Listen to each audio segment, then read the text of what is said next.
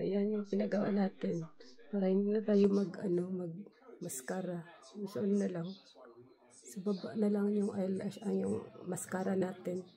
Para hindi na tayo maraming gagawin sa sa para hindi na masagabal sa buhay-buhay yung kinulot ko yung buhok ko, guys. Kinulot ko kanina. Kasi Thursday na. So, Eye of the Tiger na tayo. Okay na siya. Para na siyang parang mata na siya talaga. Kanina hindi pala mata. Parang mata na talaga. Eye bag na lang ang eye bag ko, guys. Hindi ako nakatulog ng maayos kanina, guys. Yan lang yung update natin sa buhay. Ang aking bagong ganda-ganda ng mga tako.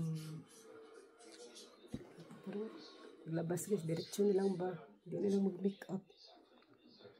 Wala nang masyadong bala sa buhay. Bala kasi yung mascara eh. Ayan. Ganda-ganda ng mata ko, guys. Cute talaga to. Pag-cute lang.